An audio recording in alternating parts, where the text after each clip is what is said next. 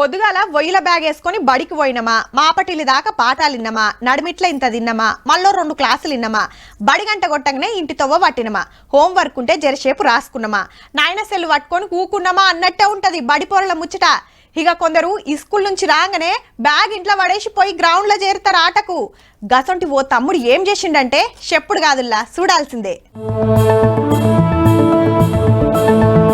రాజన్న సిరిసిల్ల జిల్లాలుండేకి తమ్ముడు పెద్ద కార్యమే ముంగటేసుకున్నాడుల్లా. గీ మిషన్ తోని నేతన్నల తిప్పలు తీరుస్తాడట. అగో ఏదో మోటార్ ఫిట్ చేస్తుండు, వైర్లు కలుపుతుండు. ఇంతకు ఇదేం మిషన్ అంటే నేతన్నలు సాంచల మీద కరెంటు మొగ్గాల మీద బట్టలు నేస్తారు కదా, 100 మీటర్లు ఉంటాయాయే. అవన్నీ ఒక్కొక్కటి మడత పెట్టాలంటే ఇట్లా చేతులతోని అటు ఇటు తిప్పుతా ఉండాలి. అగో గా తిప్పలు లేకుండా గీ మిషన్ మీద బట్ట పెట్టి కట్కొత్తితే అయిపాయే. అదే మడత పెడుతుంది. గవర్నమెంట్ బడిలా 10వ తరగతి చదువుతుండట.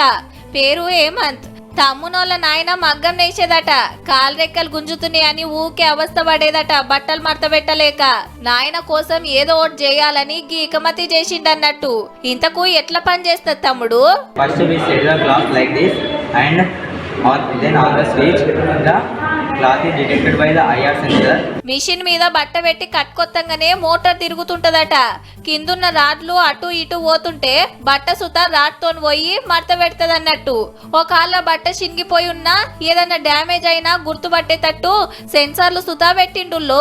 చినిగిపోయి ఉంటే ఎమ్మటే ఎర్ర లైట్ వెలిగి మిషన్ ఆగిపోతది. దీనివల్ల మనం తక్కువ పవర్ తోటి ఎక్కువ ఫోల్డింగ్ అనేది చేయొచ్చు, ఎక్కువ వర్క్ అనేది చేయొచ్చు. ఇది సోలార్ పవర్ తోటి కూడా రన్ అవుతుంది. తక్కువ కరెంట్ తోటి తక్కువ టైంలో ఎక్కువ బట్టలను మడత పెట్టొచ్చట. తమ్మున ఆలోచన ఈ స్కూల్లో సార్లకు చెప్తే సార్లు సుతా ఇంత ఆసరయ్యట మిషన్ కనిపెడతానికి. ఈ అబ్బాయి 6th క్లాస్ నుంచే చాలా సైన్స్ పట్ల ఆసక్తి కనబరిచేవారు. క్లాత్ ఫోల్డింగ్ మిషన్ ని కనుక్కోవడం జరిగింది. దీని వల్ల చేనేత కార్మికులకి చాలా యూస్ఫుల్ గా ఉంటుంది. 10వ తరగతిలోనే తెలివితోని నేతన్నలకు పనికొచ్చే ఇష్ట కనిపెట్టిందంటే జరంత ఆసరయి సౌలతులు చేస్తే రేపు ఇంకెన్ని అద్భుతాలు చేస్తాడో పో.